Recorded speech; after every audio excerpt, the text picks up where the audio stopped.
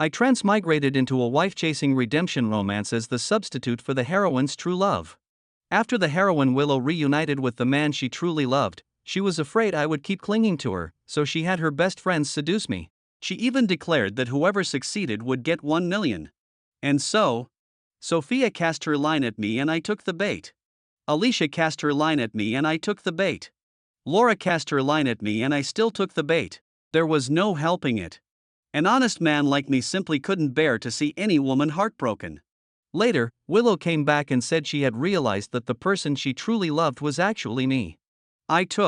No, I couldn't take the bait anymore. After all, her best friends didn't agree. Chapter 1. I transmigrated into the role of the substitute for the female lead Willow's true love, arriving on the very day of their third dating anniversary. At that moment, I was standing outside a private room holding the gift the original owner had carefully chosen for Willow. In my pocket was an anniversary ring he had spent a long time preparing. That afternoon, Willow had said she wanted to have a small gathering with 3 friends and told the original owner to come find her later. But the original owner had been overjoyed and wanted to surprise Willow, so he got off work early and arrived more than 10 minutes ahead of schedule. Inside the room, Willow and her 3 friends were chatting. Let me tell you something. I'm planning to break up with George. The room instantly fell silent. A few seconds later, Sophia spoke in disbelief. Break up? Aren't you two doing great? It's your anniversary today too. Willow let out a soft laugh. 3 years. Who cares? I was only having fun with George. I never took it seriously. Then she changed the subject, her voice carrying a hint of sweetness. Makoto was back from abroad. I knew who Makoto was. He was Willow's true love. Even after he had been overseas for years, Willow had never stopped thinking about him. Alicia asked curiously, so you want to break up with George because of Makoto? Willow didn't deny it. Yep. Alicia continued, but George treats you so well. For 3 years, he's given you his whole heart, always gone along with what you wanted, always accommodated you. He practically treasures and spoils you. Can you really bear to leave him? Willow scoffed and replied casually, what's there to be reluctant about? I've never loved George. The only reason I agreed to date him in the first place was because he looked somewhat like Makoto. For these past 3 years, from beginning to end, he has been nothing more than Makoto's substitute. Laura's voice was cool and detached. If you don't love him, why not just break up with him directly? Willow sighed as though troubled by the situation, but the mockery in her voice was impossible to hide. I know George too well. He's hopelessly in love with me and has absolutely no boundaries left. If I break up with him now, there's no way he'll accept it. He'll definitely cling to me endlessly. She paused, her tone growing irritated. Makoto just came back. I don't want him getting the wrong idea. Someone asked, so what are you going to do? A calculating note entered Willow's voice. Simple. As long as he does something that betrays me, I can bring up the breakup afterward. Then he won't dare keep bothering me. I'm offering 1 million. The 3 of you, whoever successfully seduces George gets the money. How about it? Her friends immediately cried out in surprise. Why you're really going all out, 1 million? But George seems pretty loyal. Can he even be seduced? He's completely devoted to you. No thanks. I'm not into simps, Willow said. Come on. You're seriously turning down 1 million that's practically being handed to you? Trust me. Other people might be hard to win over, but George is the easiest. He's emotionally starved and soft-hearted. If someone takes the initiative to get close to him and treats him just a little nicely, he'll fall for it in no time. After a brief pause, she pretended to be upset. We're friends. Don't tell me you won't even do me this tiny favor. As long as he makes a mistake, I can dump him without any guilt and go back to Makoto. Every word was unbearably cruel. If the original owner had heard this conversation, he would have been heartbroken. But I wasn't the original owner. Not only was I not sad or angry, I almost burst out laughing. Chapter 2. Willow's 3 friends were all stunning in their own unique ways. Sophia had fair skin and was tall, a striking beauty with bold glamorous features. Alicia was petite and delicate, with an innocent appearance that made her look like a blooming white jasmine flower. Laura was an aloof beauty. She always gave off a cold, distant vibe that seemed to say keep away. In short, they were all top-tier beauties. I've always been an honest person. I can't bear to see beautiful women disappointed. If any of them tried to pursue me, there was no way I could reject even one of them. I'd have no choice but to accept them all through tears.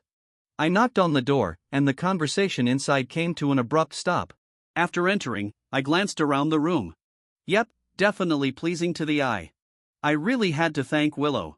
To get rid of me, she was even willing to deploy her entire best friend squad. So I gave her a bright smile. Willow frowned slightly, her tone carrying a hint of smugness. "You're that happy to see me?" I nodded. "Of course I am." Willow secretly exchanged looks with her friends, probably showing off how deeply in love I was with her. I handed the gift to Willow, but I didn't take the ring out of my pocket. Although I still needed to keep up appearances with her for a while longer, a ring carried a different meaning. She didn't deserve to wear it. Her friends silently communicated through glances, occasionally looking over at me. I raised an eyebrow and let my gaze sweep across the three beauties sitting opposite me. In the original story, Willow had asked them to seduce the original owner. The three of them had tried every trick imaginable, but the original owner had only Willow in his heart. Faced with them, he remained as unmoved as a monk in deep meditation, not even sparing them an extra glance. Naturally, they all failed. The original owner knew they had been acting under Willow's instructions, and it broke his heart. Meanwhile, Willow and Makoto had been passionately involved with each other. They attended banquets together, traveled together, went to concerts together, and Willow even let Makoto move into her house. The original owner finally couldn't endure it anymore and had a huge argument with Willow. When Willow wanted to break up, he refused to accept it. He bought gifts, apologized repeatedly, and tried everything to make amends, but Willow seemed determined to leave him. After the breakup, the original owner lost all interest in work and drowned his sorrows in alcohol. Then Willow and Makoto were involved in a car accident during a trip and both ended up unconscious in the hospital. Makoto didn't want to take responsibility and immediately fled overseas. Like the ultimate simp, the original owner rushed over to take care of Willow. He looked after her with meticulous devotion and stayed by her side throughout her treatment. After Willow recovered, she threw her arms around him and cried. She claimed she had regretted the breakup ever since it happened and had finally realized that the person she truly loved was him. But by then, the original owner already had a marriage arrangement and was preparing to get married. He told Willow that he no longer wanted to be anyone's substitute and rejected her attempt to reconcile. After that, Willow began desperately trying to win him back. She repeated every romantic thing he had once done for her. She even showed up in a wedding dress the day before his engagement ceremony in an attempt to steal him away. And in the end, the original owner still couldn't let go of Willow. They got their happy ending together. Honestly, there are so many things wrong with that story that I don't even know where to start. Now that I'm here, I'm going to completely rewrite this disgusting plot. In reality, each member of Willow's friend group had her own reason for agreeing to help seduce the original owner. Sophia had a secret crush on him. It was love at first sight, but because he was her friend's boyfriend, she could only bury those feelings deep inside. Alicia had once been rescued by him. She had developed feelings for him because of that. As for Laura, she looked down on Willow from the bottom of her heart and considered her a rival. However, their families were close, and whenever something happened, Willow loved dragging Laura along so she could brag about having a boyfriend who was a simp completely devoted to her. Laura wanted to steal the original owner away not because she liked him, but simply because she wanted to make Willow miserable. In short, all three women had their own motives. And I was very much looking forward to seeing what the three of them would do next. Chapter 3. While I was wondering which of them would make the first move, Alicia unexpectedly joined my company and became my personal assistant. Pretending to be surprised, I said, "Ollie, why is it you?" Alicia smiled. "I'm about to graduate, and I want to gain some work experience." Alicia's family wasn't short on money, and they even owned their own company. Of course, I knew what she was really thinking, so I had no intention of exposing her. I simply nodded and said, "You're Willow's friend. I'll take good care of you." The corners of Alicia's lips lifted slightly. She carefully placed an exquisite box on my desk and said shyly, "Boss, I baked some butter cookies at home this morning. They're not too sweet. Would you like to try them?" Her voice was soft, and her eyes were full of anticipation. As she spoke, she opened the box. The cookies were golden brown and carried a faint buttery aroma. I picked up a cookie and took a bite. Looking up at her, I smiled and praised her. "They're delicious. You're really talented." Alicia's cheeks immediately flushed red, and joy appeared in her eyes. Watching her excited expression, I deliberately slowed my tone and sighed with admiration. Whoever marries a gentle, capable, and talented woman like you in the future will be incredibly lucky. As soon as the words left my mouth, Alicia's face turned even redder. Suppressing my smile, I casually glanced at my watch. "Ali, I have an important meeting in 10 minutes. Could you help me with my tie?" Of course, Alicia responded immediately, her voice carrying a trace of excitement. She quickly walked over and reached for the dark blue tie around my neck. Her movements were gentle, and her breathing was soft. The distance between us was very close. I could clearly see her fair, delicate skin and her long curled eyelashes. While she was concentrating on tying my tie, I lowered my head slightly and, pretending it was accidental, lightly brushed my chin against the top of her soft hair. Alicia instantly froze. Even her hands stopped moving. Her face turned red, and a faint blush spread all the way down her neck. I immediately straightened up and apologized. "Sorry. I didn't mean to bump into you." I almost wanted to laugh. How exactly was such an innocent little flower planning to seduce me? After Alicia finished tying my tie and stepped back, I asked, "Do I look good today?" Before she could answer, I continued, "If you like this outfit, I'll wear it just for you more often." Alicia stared at me. The corners of her lips couldn't help but rise. A few seconds later, she nodded vigorously and quickly, the movement decisive and adorable. Then I'll get back to work." When Alicia turned around and left, she was so flustered that she was practically moving her arms and legs in sync. Watching her retreating figure, I almost burst out laughing. Willow might not be much of a person, but she had done at least one good thing. She had practically delivered this adorable woman right to my doorstep. That same evening, I sent Alicia a message. "You did a great job today. Keep it up." I added several cute stickers afterward. I wanted her thinking about me all night. From that day on, my relationship with Alicia progressed rapidly. I took good care of her at work. She gradually stopped being so nervous around me and even started joking with me from time to time. But she still didn't dare take the next step. That continued until the day I brought her with me to attend an evening banquet. Chapter 4. At the banquet, where prominent figures from the business world had gathered, I saw Willow and her Makoto. The two had arrived arm in arm. One wore red, the other black, and their outfits complemented each other perfectly. They leaned close together, whispering with smiles on their faces. Anyone who didn't know better would have thought they were the real couple. Alicia stood beside me in a beige evening gown. When she noticed me looking at Willow, she naturally slipped her arm through mine. At that exact moment, Willow looked in our direction. The smile on her face instantly froze, and a layer of frost seemed to settle over her features. I took in every change in her expression and sneered inwardly, though I showed no reaction. A few seconds later, Willow led Makoto straight toward us. With her chin slightly raised, she looked as though she had come to assert her claim and show off her victory. "I never expected that you and my best friend would become so close." Her gaze locked onto Alicia's hand wrapped around my arm, her tone dripping with sarcasm. Alicia sensed Willow's hostility and looked displeased as well. Meeting Willow's gaze head-on, she replied sharply, "You're joking. I'm just a personal assistant. Accompanying my boss to a banquet is perfectly normal." As she spoke, her eyes shifted to the hands Willow and Makoto had intertwined. "On the other hand, you and Mr. Ito seem awfully close. Someone who didn't know the situation might think you're a couple." Instantly, Willow's expression darkened. Almost by instinct, she let go of Makoto's hand. At that moment, the eyes of the surrounding guests subtly focused on the four of us, making the atmosphere awkward and delicate. Willow narrowed her eyes and turned her attention to me. I knew exactly what she wanted. She wanted me to take her side and criticize Alicia for her. As if she'd ever get that lucky. So I smiled and said, "I don't mind the two of you holding hands. I trust that you and Makoto have a purely platonic friendship." The moment those words left my mouth, Willow's expression became even uglier, anger flashing in her eyes. The next second, she abruptly turned around, grabbed Makoto's hand, and strode away without looking back. Only then did Alicia slowly release my arm and turn toward me. In a soft voice, she asked, "George, are you really not hurt at all?" I knew what was happening. She was starting to feel sorry for me.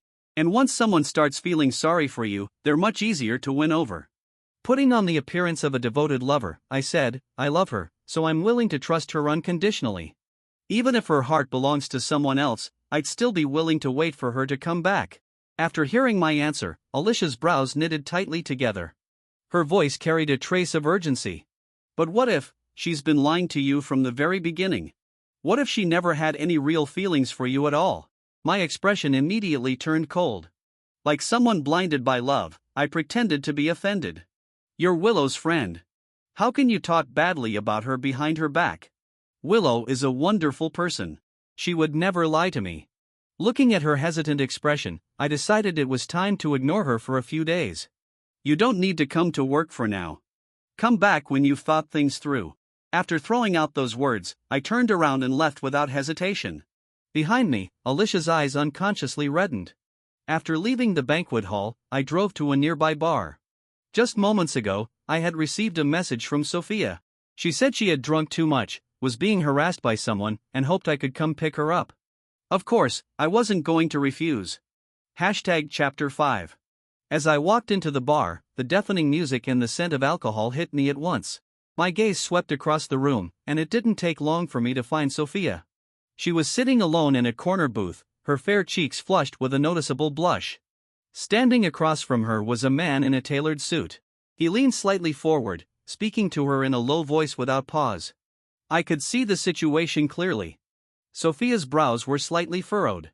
Her arms were crossed, and every so often, her eyes drifted toward the entrance. Understanding immediately, I couldn't help letting out a quiet chuckle. A hero saving a beauty. Such an old-fashioned setup. Well, since this trap had been prepared specifically for me, there was no reason not to walk right into it. I calmly made my way toward the booth. The man noticed me first. He looked me up and down, his gaze filled with scrutiny and challenge. Ignoring him, I turned to Sophia. How are you? Can you still walk on your own? The man spoke up unhappily. And who are you? I glanced at him indifferently.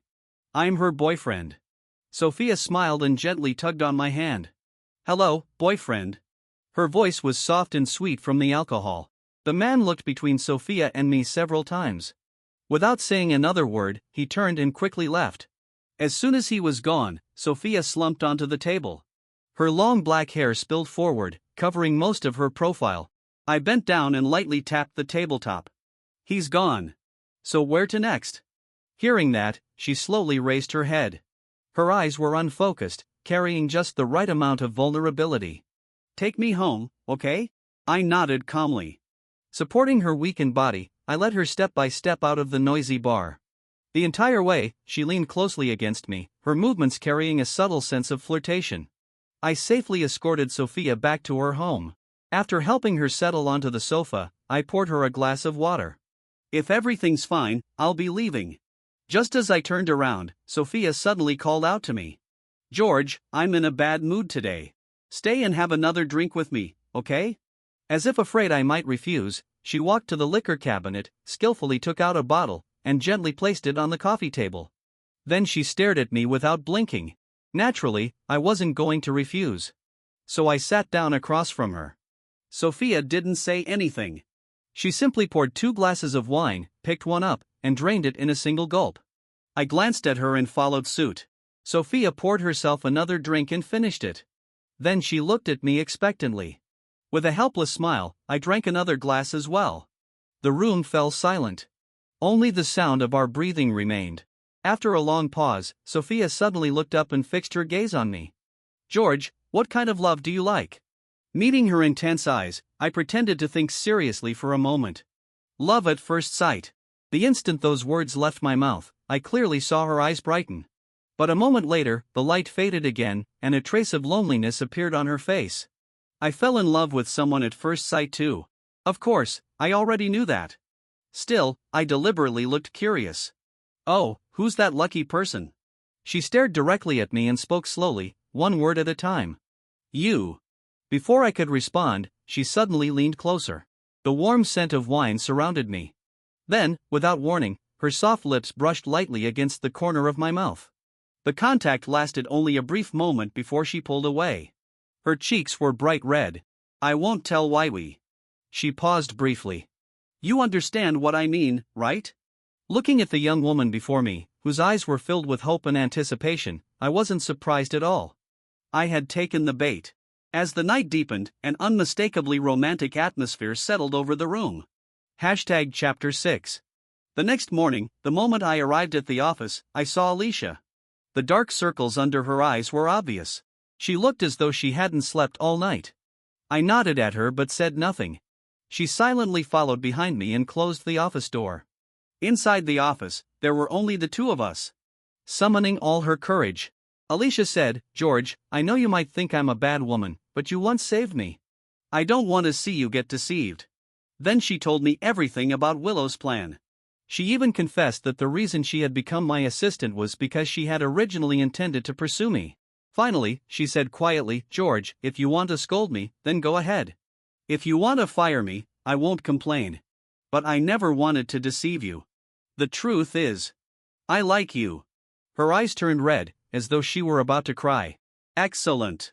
The little performance I had put on yesterday had clearly worked. She now saw me as a pitiful man who had been completely fooled by Willow. By telling me the truth, she had fully placed herself on my side. I put on a shocked and wounded expression, rubbing my face as I spoke in a hoarse voice. "So, that's how it is. I never imagined she would treat me this way." Seeing how devastated I appeared, tears immediately streamed down Alicia's cheeks. At this moment, her heart was filled with guilt and sympathy for me. The next second, Alicia hurried over and gathering all her courage, wrapped her arms around me. "George, don't be sad. If she doesn't appreciate you, that's her loss. You still have me. I won't lie to you, and I'll always treat you well." Putting on a vulnerable expression, I asked, "Really?" "Really," Alicia answered without the slightest hesitation. Standing on tiptoe, she lightly kissed my chin. "Good. Then I believe you." I gently touched her flushed cheek. Just then, there was a knock on the door. After I told the secretary to come in, she informed me that Willow was downstairs and wanted to see me. "Tell her to come up." When Willow entered the office, she looked extremely unhappy. Of course I knew why. Whenever she came looking for the original owner, he would always personally go downstairs to greet her. But I wasn't that simp. The only reason I was still willing to deal with her was because there was still one woman who hadn't tried to pursue me yet. Pretending not to notice the anger on Willow's face, I got straight to the point. "What do you need?" Willow clearly hadn't expected me to be so cold toward her. Her expression immediately darkened further. She looked around the office. "Why don't I see Alicia?" I raised an eyebrow. "It's working hours. She's busy with her job." Willow walked directly to my desk, her tone carrying an unquestionable authority. "I need to talk to you about something." "Fire Alicia." I was briefly stunned. Wasn't she the one who had made that bet and encouraged her friends to pursue me? Why was she suddenly trying to back out now? Frowning, I asked, "Why?" Willow replied casually, "Alicia comes from a wealthy family. She doesn't need this job at all. Working here is just a way for her to pass the time. Whether she has this job or not makes no difference to her." I sneered inwardly. It was becoming increasingly clear that Willow was starting to regret her decision. That only made me less likely to agree. Alicia does her job well and she hasn't made any mistakes. I can't fire her. The moment I finished speaking, Willow's expression visibly darkened. Her voice carried unmistakable displeasure. "So you're taking her side now?" I shrugged. "I'm just stating the facts. She's my employee after all. I know my employees quite well." Willow's brows knitted tightly together, and her voice rose unconsciously. "So what if I insist that you fire her today?" Chapter 7. I looked up at her furious face and replied calmly, "This is my company. Whether an employee is fired or not depends on company policies and regulations, not personal emotions." Willow's voice was filled with obvious anger. "So in your heart, your company and your employees are more important than me, your girlfriend? Instead of taking my side, you're siding with outsiders?" I sneered inwardly. At this point, who the outsider really was remained to be seen. "Of course I know you're my girlfriend. But don't you think you're being a little petty?" After a brief pause, I looked at her stunned expression and continued, "Alicia is your friend, your closest friend. She works diligently and has done nothing wrong to you or to the company. Yet you're demanding that I fire her for no reason. Willow, I really misjudged you." In an instant, Willow's expression became extremely ugly. She stared at me in disbelief. She had probably never imagined that one day I would criticize her because of another woman. It took her quite a while to recover from her shock. Her chest rose and fell violently, clearly furious. Blaring at me, she snapped, "George, I'm angry. If you want me to forgive you, then fire Alicia and apologize to me. Her attitude was arrogant and commanding. She even threatened me. Otherwise, I'll never speak to you again. I looked at her coldly without the slightest sign of compromise. Unable to save face, Willow shot me one last vicious glare before turning around and storming out. Bang, she slammed the office door shut behind her. A short while later, Alicia came into the office. I told her about Willow's demand that I fire her. Alicia curled her lips. She's jealous because you took me to that banquet yesterday. She glanced at her phone. Willow had sent a message in their group chat. As she spoke, Alicia showed me the screen. Willow had written, "George isn't that easy to win over. Maybe we should just forget about this." The corners of Alicia's lips lifted as she quickly typed a response. "What do you mean? Don't tell me you're scared now?" Sophia replied, "Why you're not trying to avoid paying more than 1 million, are you?" Laura added, "What? Regretting it already? Don't want to break up with George anymore?" Still refusing to admit anything, Willow responded, "Of course not. I just think George loves me so much that you're wasting your time." Alicia laughed loudly and immediately replied, "Just wait and see. That more than 1 million is definitely going to be mine." Sophia wrote, "Why just focus on your romance with Makoto. Leave George to us, we'll definitely take care of him for you." Laura followed up, "Looks like I need to make my move immediately. I'm done chatting." Willow finished with, "Fine. Let's see which one of you can actually seduce George." Alicia laughed so hard she could barely contain herself. Turning toward me, she said, "George, I know Willow too well. She's definitely regretting everything right now." The moment she finished speaking, Willow's phone call came through. Looking at the name flashing on my screen, I had absolutely no intention of answering. The phone rang for a long time before finally stopping.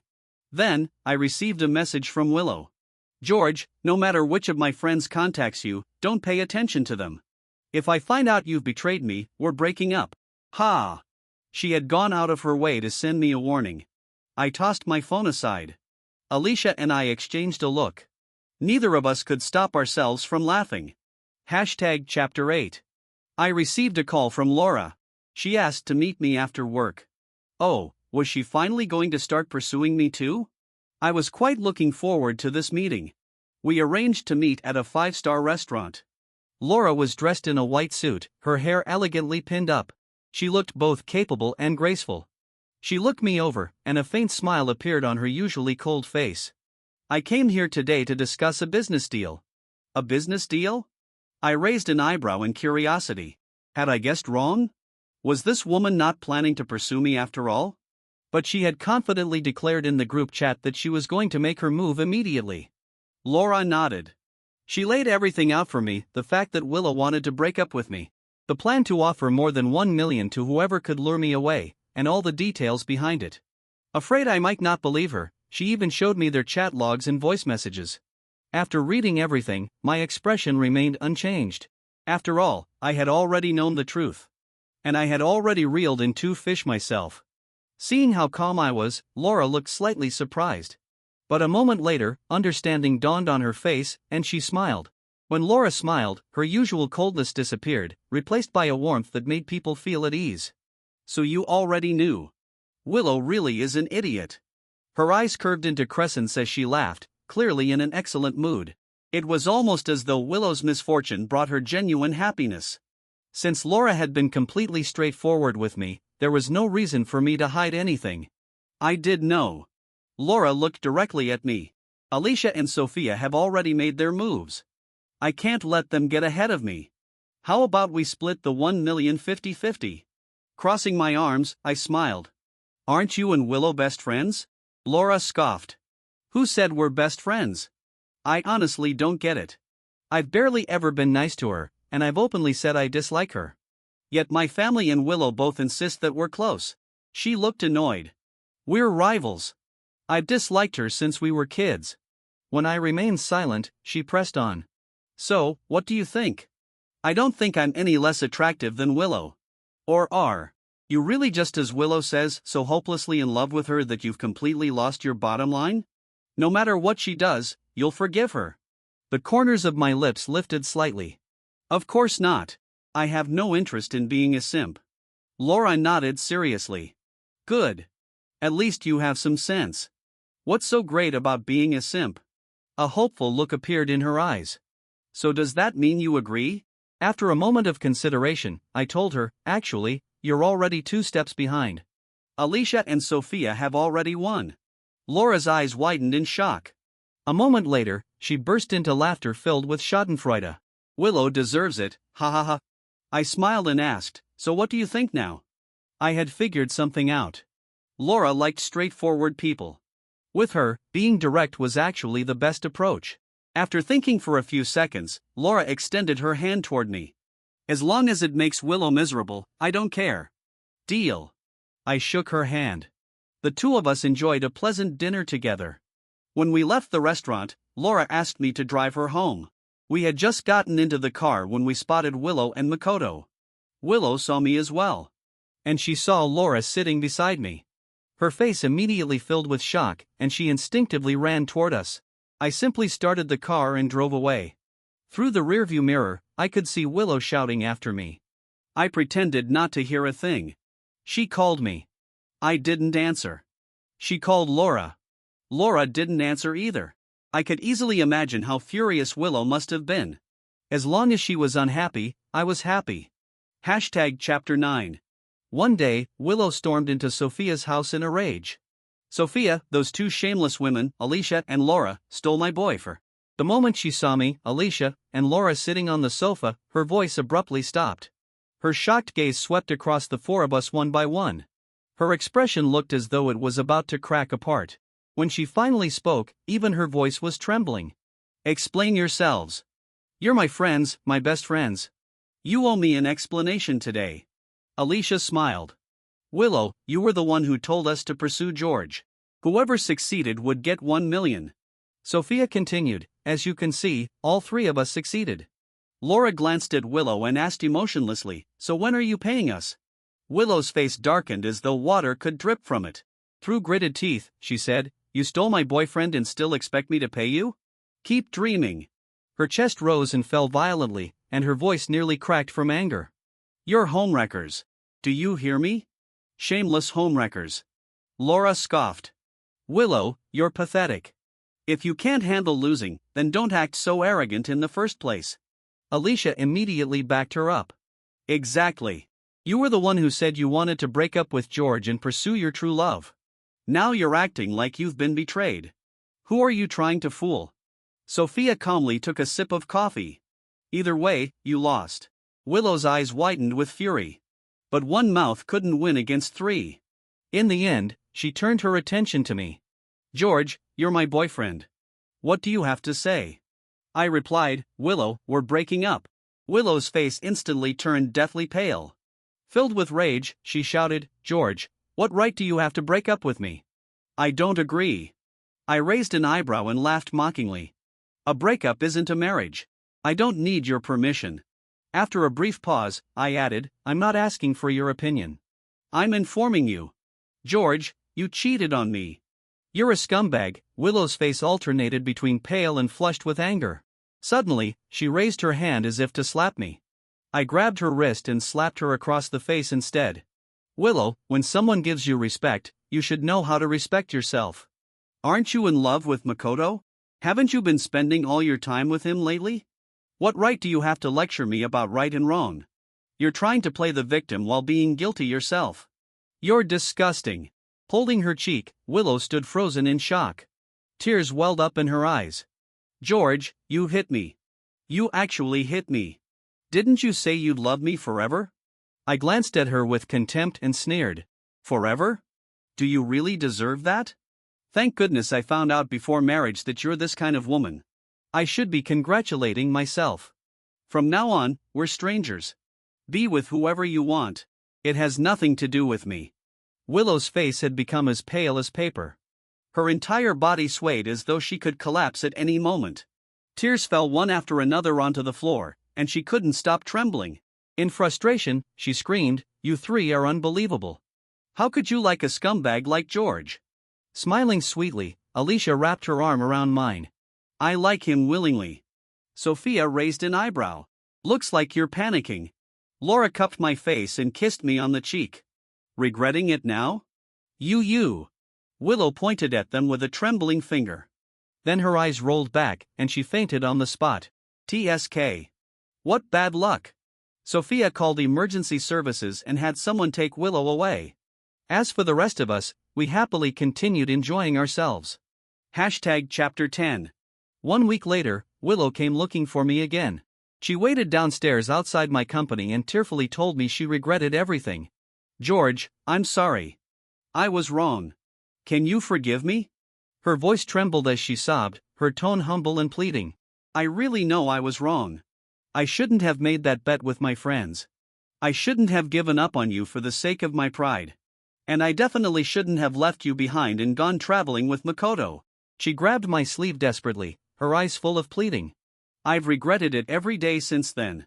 I've reflected on everything. I really can't live without you. What I felt for Makoto was just an old obsession. I've realized I don't love him. I pulled my sleeve away from her with obvious disgust and answered calmly, I don't forgive you. Willow's sobbing abruptly stopped. She raised her head and glared at me angrily.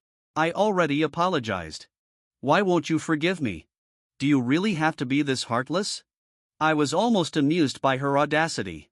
If I stabbed you and then sincerely apologized afterward, begging for your forgiveness, would you agree? Willow's expression became even uglier. After a moment of silence, she started making accusations again. You used to treat me so well. You always gave in to me and never said a harsh word. The only reason you've become this cold is because you stopped loving me a long time ago, right? You've probably been involved with them for ages. Turning herself into the victim. She really was skilled at that. Everything was clearly her fault, yet she was trying to place the blame on others. Enough was enough. Without the slightest hesitation, I raised my hand and slapped her. Smack! The crisp sound echoed through the air. Willow's head snapped to the side, and 5 clear finger marks appeared on her cheek. Her eyes widened in disbelief. She couldn't believe I had actually struck her in public. Looking down at her coldly, I said, if you're going to accuse someone, bring evidence. If you keep spreading baseless accusations about me, I don't mind taking legal action and suing you for defamation. For the first time, Willow truly panicked. She finally realized there was absolutely no chance of reconciliation between us. Several emotions flashed across her face. In the end, she gritted her teeth and said, Fine, George. You won't forgive me, right? Then I'll marry Makoto. I'll make you regret this for the rest of your life. Hearing that, I nearly laughed. She could marry a dog for all I cared. It wouldn't threaten me in the slightest. Then congratulations. I wish the two of you a lifetime of happiness. Willow trembled with rage. After shooting me one final hateful glare, she turned and ran off in frustration. Not long afterward, I heard that Willow and Makoto had officially registered their marriage. She posted countless wedding updates on social media, seemingly determined to show everyone how happy she was. I didn't attend. Instead, I went traveling with Alicia, Sophia, and Laura. After all, I already knew that Willow's misfortune was just beginning. People eventually faced the consequences of their own actions. After we returned from our trip, less than half a month passed before news arrived. Willow had been involved in a serious car accident. She suffered severe injuries. Her spine was damaged, and she completely lost sensation in both legs. The doctors concluded that she would most likely spend the rest of her life in a wheelchair. Meanwhile, Makoto was extremely fortunate. He suffered only minor injuries. The moment he learned that Willow would likely be permanently disabled, he immediately emptied their savings, abandoned her, and fled overseas overnight. Later, Willow asked someone to contact me. She wanted to see me one last time. I went. Willow lay in a hospital bed, her face pale as paper. The confidence and beauty she once possessed had long since vanished. When she saw me, and the 3 women who had once been her closest friends standing behind me, her eyes filled with intense hatred and regret. She stared at me and spoke in a hoarse voice. George, are you satisfied now that I've ended up like this? I was genuinely speechless. Your situation wasn't caused by me. Why are you blaming me? She pressed her lips together. A trace of hope appeared in her eyes. You came to see me. Does that mean you still can't let me go? Does that mean you still love me? I was even more speechless. I came here for one reason only. To see how miserable you've become. That's all. Those words completely darkened her expression. She opened her mouth to speak, but I interrupted her first. I already know what you want to ask. You want to know whether I ever loved you, right? I'll give you 3 answers. Never. Loved. I don't love you anymore. Pick whichever one you like. Considering how miserable you are, I'm willing to satisfy your curiosity. Willow immediately became emotional. Her breathing grew rapid. Before she could catch her breath, her eyes rolled back, and she fainted on the spot. My expression remained calm. I reached out and pressed the nurse call button beside her bed. Then, accompanied by the 3 beautiful women at my side, I left the hospital room without looking back. Life afterward was sweet. But I still had my troubles. For example, who was I supposed to spend tonight with?